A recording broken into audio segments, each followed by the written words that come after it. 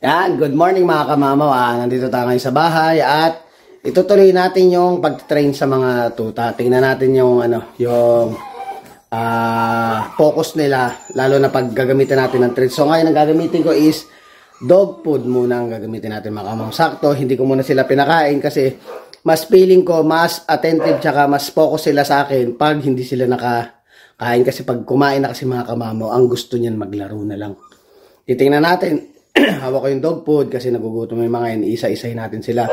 Ititrain natin sila mga kamamaw. Tsaka syempre, pag-uusapan din natin ano ba ang temperament ng isang American Bully. Ayan mga kamamaw. So, magre-ready na ako. Kukunin ko na sila isa-isa. Let's go!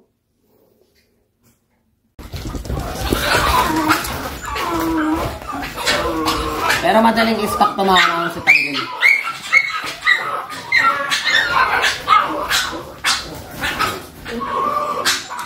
Madaling stock yan mga kamamaw sa tanggol. Good job, tanggol. Good job.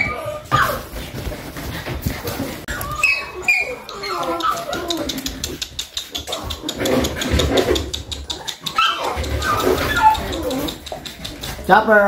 Chopper! Yung mga kamamaw, hindi na pala siya sa tanggol. Si Diesel na pala siya mga kamamaw. Actually mga kamamaw, si Diesel ay naka-reserve na mga kamamaw. Ayan, ito naman po si Chopper. Madadali namang stock to kung titignan mo ito mga kamamaw. Madali. Pero si ano nakita ko nakarang attentive talaga na nakikinig sa akin. Si Hanabi. Yan na. Mabilis naman stock yung mga yan mga kamamaw.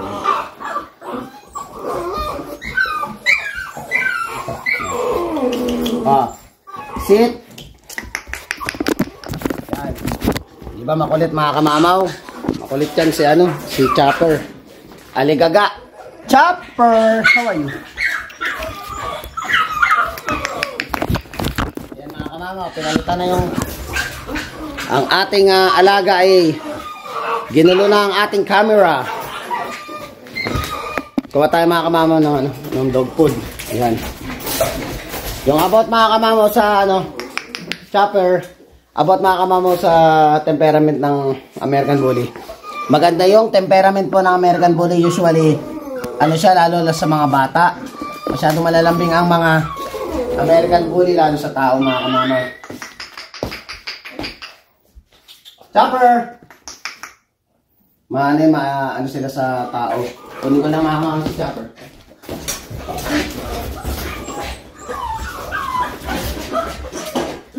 Andito.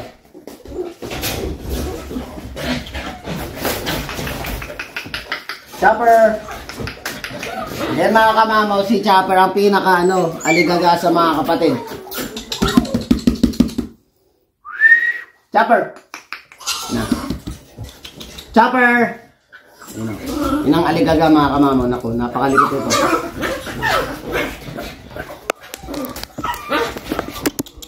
Come. Ayan mga kamamaw.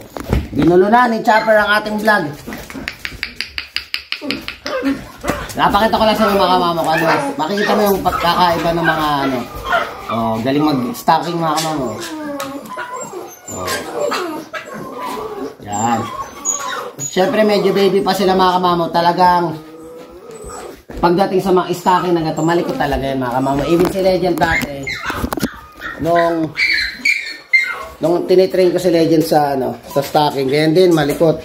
Darating yung time, medyo habang patagal ng patagal, mawawala na yung kulit nilang ganyan. Pero syempre, pag medyo malaki na sila, gagamitan na natin sila ng training leash para doon natin sila mapasunod.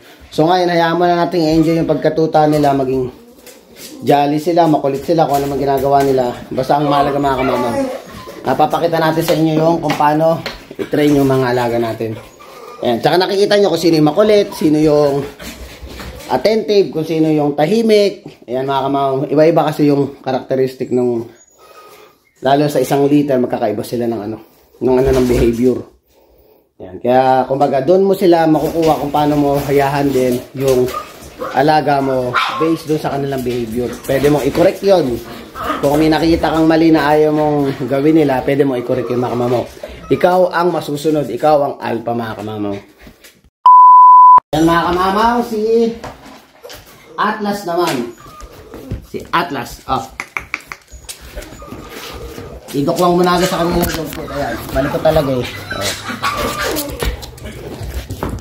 Oh. Ayan na, nakakalat yung dog food nila. Talaga guys. Kumbaga sa mga ano eh. Kunin mo lang. Kunin mo yung ano nila. Ayan. Kumbaga yung ano nila, yung attention nila, kunin mo.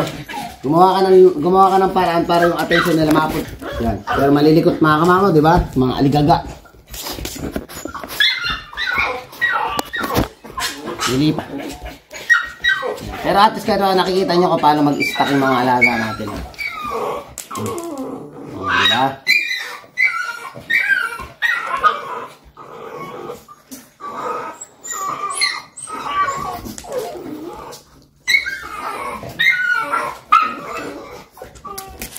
Tapos na po si Atlas. Dinampot ko lang mga kamamo. Nakakatawa mga kamamo kahit ganyan malilikot yan. Masayang masaya ako araw-araw pagkasama ko yung mga yan. Pero naman tayo mga kamamo. Ginawa ko mga kamamo, ina-alternate ko yung kulay para hindi kayo malito. Kasi halos may magkakamukhang kulay. Mayroong blue pond, blue tri, tsaka lilac. So sinalit-salit ko sila para hindi ma-confuse yung mga nanonood. Kung sino ba yung Zoro, kung sino ba yung Chopper, kung sino ba yung Nami, sino ba si Diesel, sino ba si Atlas o si Hanabi. Yan na si ano naman to si ako sa labang, ito ay si Zoro. Training time na yan.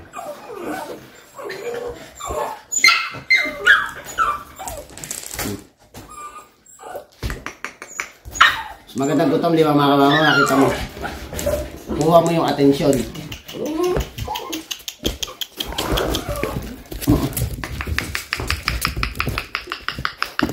Oh, ayan na. Naku talaga mga batang. Ako talaga. Makukulit. Yan mga kamamo. Para kang nag-anak ng 7 sa isang irihan. Yan. Damputin natin. Yan natin maglaro, tsaka natin kung ano nila attention. Yan naman, mag-stack mga kamamo.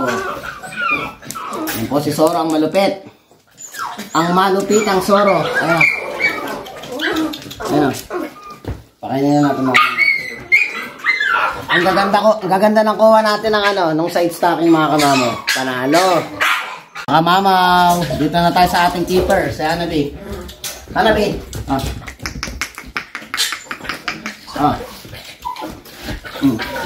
Up, no, sit. Good girl. Buti pa ito mga kamama, mabait. Sit. Ay. Stay, sit. Hanabi. Ito mabilis ano eh. Mo alam niya mag-i-stay siya pag alam niya yung pagkain eh. Hanabi. Pero lahat naman sila mga kamama, ginaganyan ko araw-araw, pero ito isa sa pinaka. Sit. Good girl.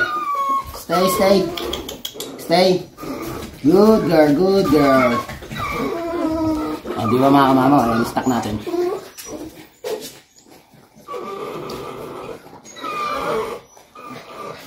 Yan.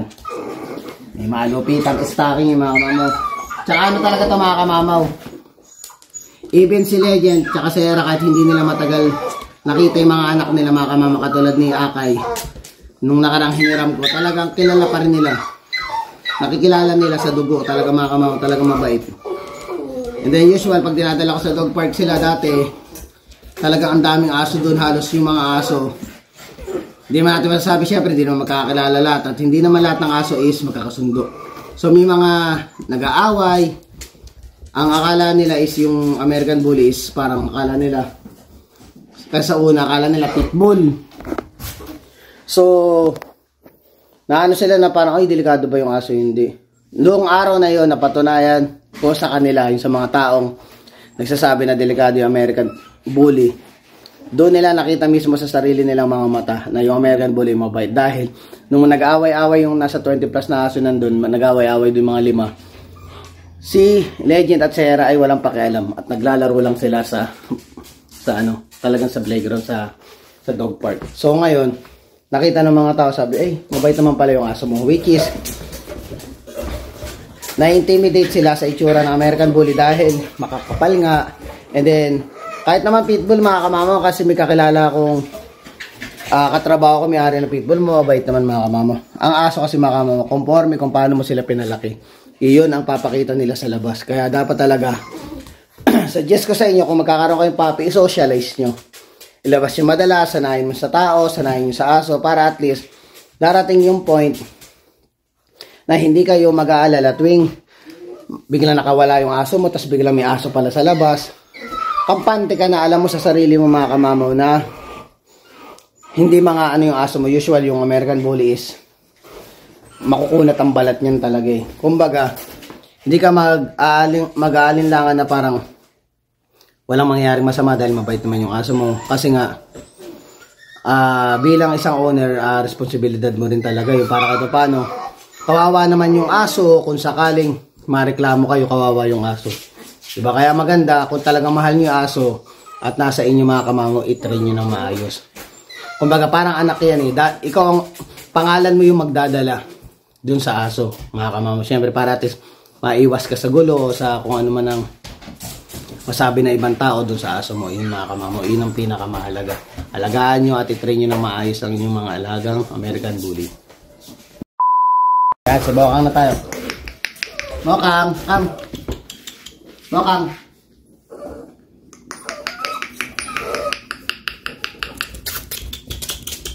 Si Mokang.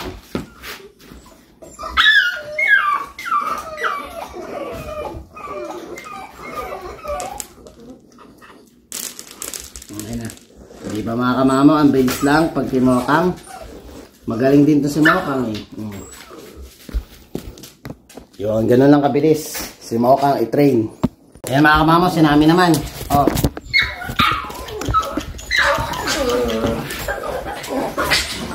Diba? Ayan. Basta araw-araw lang yung mga kamamo kung talagang ano ka, bigyan mo sila ng kahit 10 minutes everyday. Katulad yung pito to. 10 minutes everyday mga kamamo, marirecognize nila yung tinuturo mo. Lalo pag day pa ako mga kamamo, nakapokus ako sa mga tenda ko maalis ng bahay. Sakali mga umalis ako, nag-grocery lang ako. Stock natin.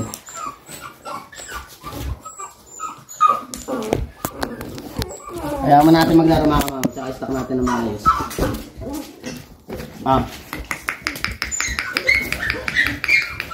Nani? No. Try natin si Legend, papalabasin ko. Pagkapalabas ko kay Legend, nasa kwarto kasi.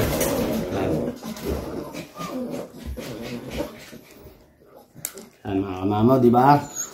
Yun lang sila kadali. Try natin isang peraso. Kung makikinig ka. Mami! Sit. Diba? Di katulad ni Hanabi mga kamamaw. Pag sinabi mong sit, nagsisit agad. Sit. Good girl. Stay. Stay.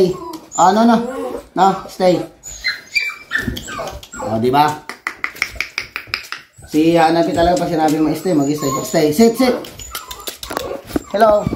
Try natin mga kamamaw. Ginilaan yung camera. Come. Sit. Danan daw po di. Ang teraso na lang.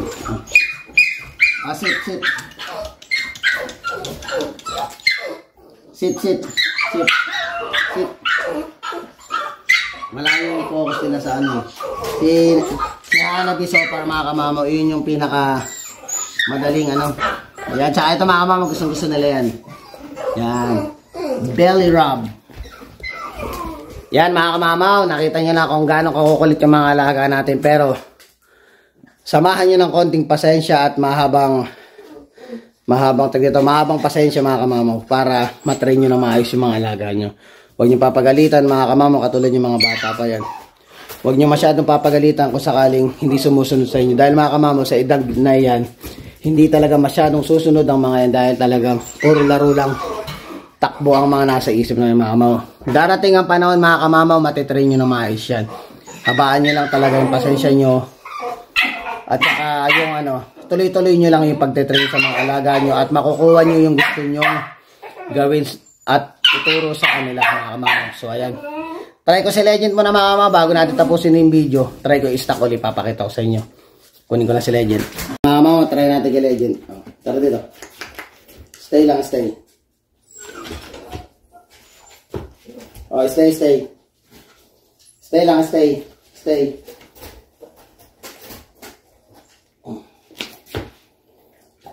Yung mga kamama, ano na yan? Praktisado na yan. Stay lang, stay. Yan.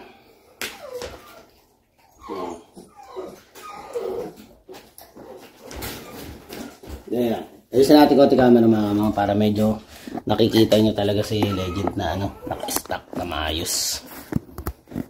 Yan. Dito. Stay lang.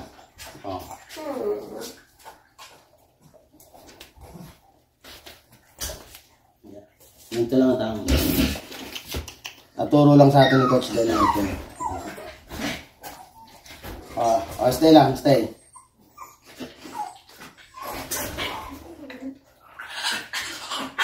Mga kamamaw, madali lang mag-stack ng aso. Yun. Kita nyo si mga kamamaw Legend, di ba? Nagpakitang gilas na ng mga kamamaw. Talo pag nakalis yan, mas maayos ang stacking niya. So mga kamamaw, sana na-enjoy nyo itong video na to dahil masaya ako tuwing nakakapag-share ako ng konting kaalaman ko about sa American Bully mga kamamaw. So sana huwag kayong magsawang suportahan ang aking YouTube channel. So hanggang dito na lang mga kamamaw ang vlog natin. Please don't forget to like, share, subscribe, and hit the notification bell for more updates of my video. See you mga kamamaw!